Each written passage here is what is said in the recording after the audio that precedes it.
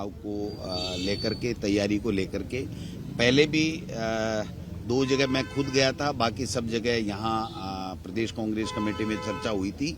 संगठन का हम विस्तार भी कर रहे हैं और संगठन के लोग जाकर के ब्लॉक लेवल, बूथ लेवल के ऊपर जो सरकार 9 महीने से पूरी तरीके से फेल है, हर मुद्दे के ऊपर कोई काम नहीं कर रही है, केवल भ्रमण और भाषण और भ्रमित करने का काम कर रही है। और ये जो पर्ची सरकार है वो 9 महीने में एक भी वादा जो इन्होंने चुनाव में किया था वो पूरा नहीं कर पा रही। उसके बारे में जनता को जागरूक करने की बात है और मैं समझता हूं कि सारे के सारे लोग तैयार हैं। हमारे नेता राहुल गांधी जी और खड़गे साहब ने जिस प्रकार से लोकसभा में और राज्यसभा में इनको आईना दिखाने का काम किया केंद्र की सरकार को, और यहाँ पर जूली साहब के नेतृत्व में हमने राजस्थान की विधानसभा में जिस प्रकार से इनको घेरने का काम किया था, और जो हमारी पूर्व सरकार है कांग्रेस की सरकार, उसने जो अच्छी योजनाएं यहाँ पर प्रदेश की जनता के वेलफेयर के लिए दी थी, विकास के काम कराए थे, उनको भी आप लोग याद कर रहे हैं।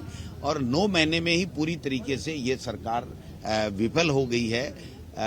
तो ये सारी चीजें हम कार्यकर्ताओं में बताएंगे और चर्चा की हमने, और आज हमने तय किया है कि हमारे प्रदेश के प्रभारी और जिला अध्यक्ष प्रत्येक मंडल के अंदर 7 दिन के अंदर अंदर प्रत्येक मंडल में 7 विधानसभा में 77 जो मंडल है उन 77 मंडलों में स्वयं जाकर के और मंडल के पदाधिकारी और कार्यकर्ताओं के साथ में चर्चा करेंगे, कांग्रेस पार्टी के संगठन को मजबूत करेंगे और वो जो सुझाव ला करके देंगे उसके हिसाब से प्रदेश कांग्रेस कमेटी हम कहेंगे। हमारे प्रभारी रंधावा साहब ने आज हमें जो है यहाँ पर उपचुनाव में किस प्रकार की तैयारी करने हैं इनका मार्गदर्शन रहा है और हमारी हौसला अफजाई करने का काम इन्होंने किया है। संगठन को जो गाइडलाइन प्रभारी जी ने दी है उस संगठन के गाइडलाइन से हम लोग काम करेंगे और मैं स्वयं और हम सब लोग जल्दी ही कार्यक्रम बना करके इन तमाम जिलों के अंदर भी बड़े कार्यक्रम भी करेंगे,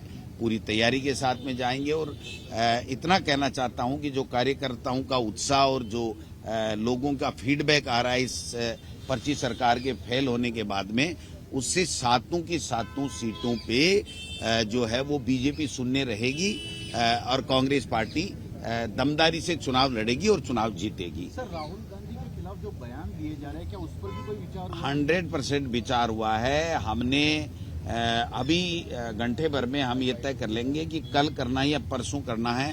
एक बहुत बड़ा कार्यक्रम प्रदेश कांग्रेस कमेटी की तरफ से किया जाएगा और उसके बाद में प्रत्येक जिलों में कार्यक्रम होंगे और संगठन के नीचे स्तर तक जिस प्रकार की ओछी मानसिकता, आपराधिक बयान और जो घृणित राजनीति भारतीय जनता पार्टी ने अपने लोगों से कहलवा करके चालू की गई है, उसका हम निंदा करते हैं, घोर विरोध करेंगे। और हमारे नेता खड़गे साहब ने, अध्यक्ष जी ने जो प्रधानमंत्री जी को चिट्ठी लिखी है, उम्मीद करते हैं कि वो इस चिट्ठी का संज्ञान लेंगे, लेकिन जैसी उनकी आदत है उसके मुताबिक वो किसी तरह की चिट्ठी नहीं, उन्हीं प्रधानमंत्री जी और बीजेपी की और सह के ऊपर ही इस तरीके के बयान आते हैं। वरना 2-3 दिन हो गए, अगर उनकी सह नहीं होती, वो इससे इत्तेफाक नहीं रखते तो उनका खंडन अब तक आ गया होता। तो ऐसे में हम इस कार्यक्रम को या इस धरने प्रदर्शन को हम प्रदेश से शुरू करके अंतिम छोर तक, बूथ के लेवल तक, हम ब्लॉक के लेवल तक इसको ले जाएंगे और इनको बता देंगे कि किस प्रकार से कांग्रेस का कार्यकर्ता अपने नेताओं के खिलाफ इस तरह की अपमानजनक टिप्पणी सहन नहीं करे। जी, आज जो मीटिंग हुई है इसके अंदर क्या गठबंधन जी ऑडियो में डिस्टर्बेंस आ रहा है? हम 7 के 7 चुनाव कांग्रेस पार्टी लड़ेगी, 100% लड़ेगी। पार्टी आलाकमान गठबंधन का फैसला करता है, इंडिया गठबंधन जो है वो फैसला करता है। वो जो फैसला करेगा उसको तो 100% पार्टी का संगठन मानेगा ही मानेगा, मानता भी रहा है, मानना भी है। बट हम लोग, हमारी तैयारी जो है वो 7 चुनाव में कांग्रेस पार्टी के लड़ने की। मुख्यमंत्री जी कह रहे हैं 1 लाख नौकरी इस साल में दे देंगे और 41,000 दे चुके हैं। उनको कोई पर्ची पकड़ा देता है और वो बोल देते हैं, उनको खुद को ही पता नहीं है कितनी दे दी उन्होंने। मैं मांग करता हूं भारतीय जनता पार्टी से और इस सरकार से कि आपने इस सरकार बनने के बाद में कितनी विज्ञप्ति निकाली और कितनी परीक्षाएं आयोजित कराई और कितने रिजल्ट निकाल करके कितने लोगों को नियुक्ति दी। जो ये बता रहे हैं ये सारी की सारी 99% वो नौकरियां हैं जो हमने प्रिपेयर करके देती थी, केवल उनको जगह अलॉट करनी थी, इसके अलावा कुछ भी नहीं करना था। अगर ऐसे ही मिल रहे हैं तो ये 4 लाख तो शायद 12 महीने में ही दे देंगे, फिर कम पड़ जाएंगी, इनकी घोषणा दोबारा करनी पड़ेगी इनको। तो इनकी कथनी और करनी में फर्क है। ये केवल थोती वाई करना चाहते हैं, लूटना चाहते हैं, इसके अलावा कुछ भी नहीं। सर, बीजेपी के नेताओं का आरोप है कि आपकी सरकार ने उनके खिलाफ राजनीतिक देशद्रोह जो मामले दर्ज कराए थे उनकी समीक्षा करके रिव्यू करके वापस लेगी। क्या राजनीतिक देशद्रोह थे वो सभी मामले? राजनीतिक द्वेष से होते तो हाईकोर्ट में स्टे क्यों लाना पड़ता उनको? और जो भी हाईकोर्ट में उनको जाकर के कहना चाहिए कि साहब ये राजनीतिक द्वेष था, प्रमाणित करना चाहिए। तो मैं समझता हूं कि ये तो केवल माहौल बनाने का काम कर रहे हैं। वो तो अभी भी वही काम कर रहे हैं। आप बताइए कौन सा मंत्री ढंग से बोल रहा है, क्या बोल रहा है? देवनानी जी क्या बोलते हैं, कहां कहां बोलते हैं कि कैसे दंगे हों, कैसे धार्मिक उन्माद फैले, कैसे मारकाट मचे, यही तो काम कर रहे हैं। इसके अलावा क्या कर रहे हैं? क्या बोला उन्होंने जोधपुर में, क्या कोटा में बोल रहे हैं, क्या दूसरी जगह जाके बोल रहे हैं? उनको शिक्षा का जिम्मा दिया है, शिक्षा के नवाचार की बात करें। ये अनर्गल बयानबाजी करके वो क्या हासिल करना चाहते हैं? केवल धार्मिक उन्माद ही तो फैलाना चाहते हैं, इसके अलावा क्या है उनके पास में? सर, देवनानी जी ने एक रिपोर्ट सौंपी है मुख्यमंत्री जी को आरपीएससी के पुनर्गठन को लेकर। भाई हमें तो पता नहीं, अखबारों से ही पता चल रहा है। वैसे भी कॉन्स्टिट्यूशनल पर बैठा हुआ व्यक्ति कैसे रिपोर्ट लाके आया, कैसे सौंपी है, क्या करेंगे नहीं करेंगे। हम तो ये कह रहे हैं कि आरपीएससी को सीपी जोशी जी, राजेंद्र जी राठौड़, इन्होंने पद पे रहते हुए ये कहा था कि हम भंग करेंगे, दोबारा आरपीएससी बनाएंगे। तो वो काम करना चाहिए। मेंबर 4 कम कर देंगे, 2 कम ज्यादा कर देंगे, उससे क्या फर्क पड़े? वो खुद ही अखबार, आज जो मीडिया है वही कह रहा है कि हरियाणा में पहले 12 कर दिए, फिर 8 कर दिए, फिर 4 कर दिए, फिर 3 कर दिए। तो इससे तो कोई विश्वास जमेगा नहीं जब तक उन्होंने अपनी बयान के ऊपर वो कायम रहे कि उन्होंने चुनाव से पहले कहा था कि आरपीएससी को भंग करेंगे और इसका फिर पुनर्गठन करेंगे। तो वो बात करते हैं तब तो जनता में एक विश्वास जमेगा, नहीं तो कहाँ उनका विश्वास जमेगा। रंधावा साहब, आम आदमी पार्टी के केजरीवाल अब तो बाहर भी आ गए। ये पहले अपनी बात कहेंगे, फिर आप पंजाब में गठबंधन, पहले अपनी बात कहें फिर आप बात करें। हमने अभी हमारी जो अंदर मीटिंग हुई है, 7 जो सीटें आई हैं उनके लिए काफी लंबी चर्चा हुई और अध्यक्ष जी और जूली जी और सभी एमपी साहब तीनों ही आए थे उसमें। तो विस्तारपूर्वक हुआ तो वहाँ फैसला हुआ कि हम 7 सीटों पर अपना काम शुरू करेंगे और जब गठबंधन की बात आएगी, अलायंस की बात आएगी तो वो हाईकमांड उसके ऊपर बातचीत करेगी। आज हमारा एक कांग्रेस का वर्कर उन इलाकों में जाकर, कंस्टिट्यूंसी में जाकर काम करेगा और जो मंडल हैं उनमें जाकर मीटिंग्स करेंगे और हमारे जो इंचार्ज लगाए गए हैं वो उन सभी मीटिंग्स में जाएंगे। और मैं निश्चित रूप से कहता हूं कि जो राजस्थान की सरकार का हालात है, हम 7 की 7 सीटें जीतकर लेकर आएंगे और कांग्रेस और मजबूत, पहले से भी ज़्यादा मजबूत होगी। दूसरा भी आपने कहा कि अध्यक्ष जी ने कहा कि जो बात इलेक्शन से पहले वो बीजेपी को उन बातों का जवाब देना चाहिए और उन बातों को जिनके उन्होंने आरोप लगाए थे वो इमीडिएटली इनको वो जो भंग करना चाहिए आरपीएससी और उनको मेरे ख्याल सभी को भंग करके नया एक पब्लिक सर्विस कमीशन बनना चाहिए। तो ये जो बातें इलेक्शन से पहले बीजेपी की आदत है कि वो इलेक्शन लड़ने के लिए ही बात करते हैं, चाहे प्राइम मिनिस्टर हों।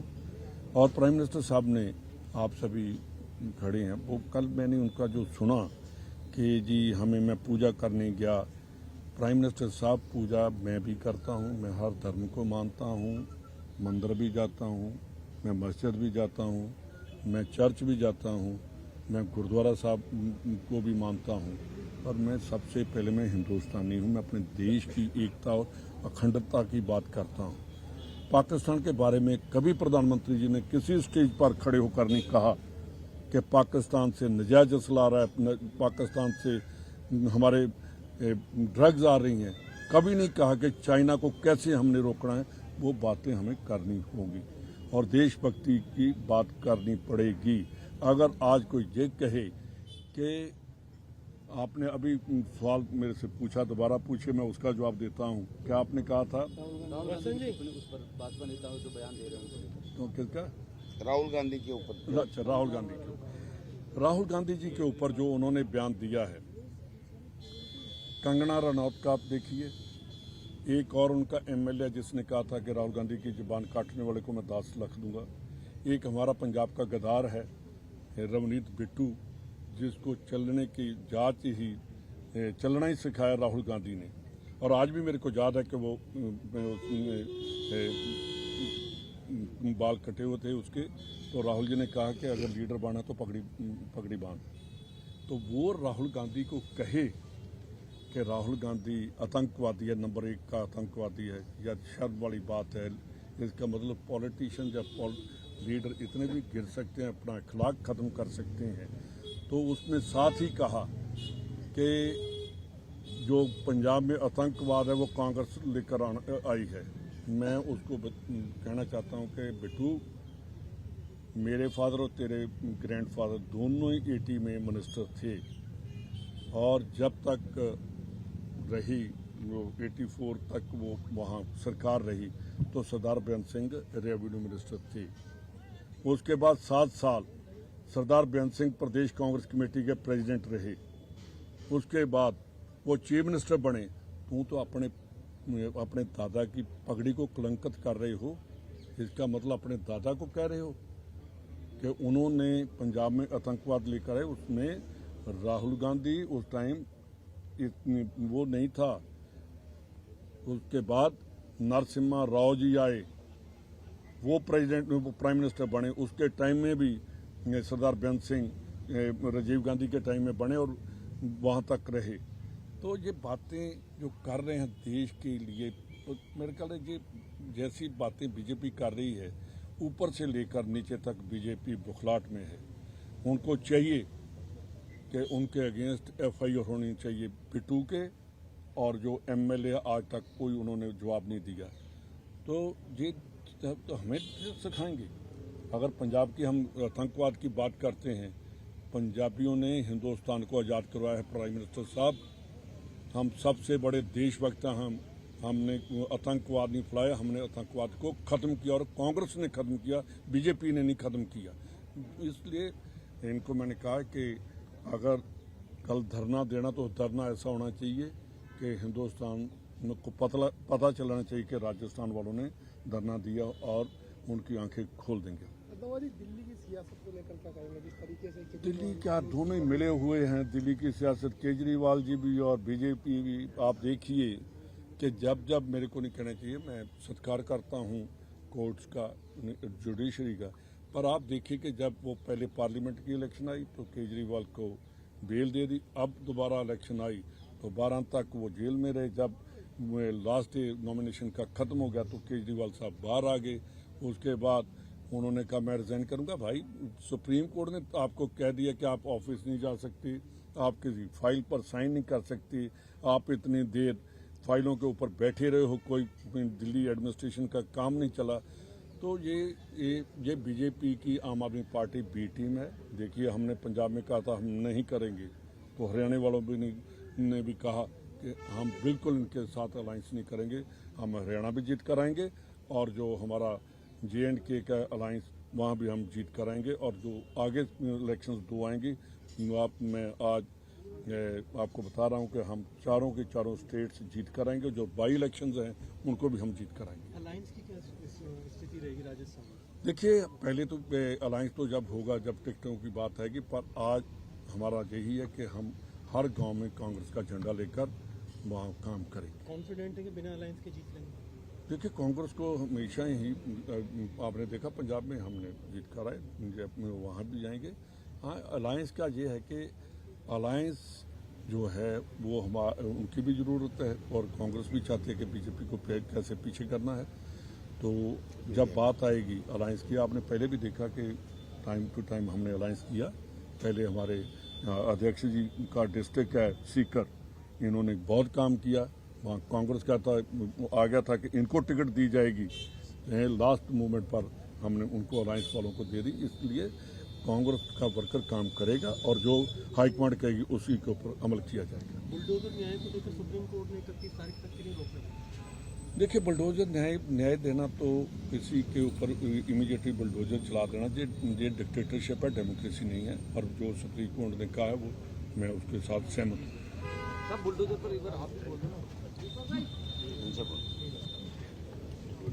आज उपचुनावों को तैयारी को लेकर आदरणीय डोटासरा जी के नेतृत्व में प्रभारी जी के सानिध्य में आज बैठक आयोजित की गई है।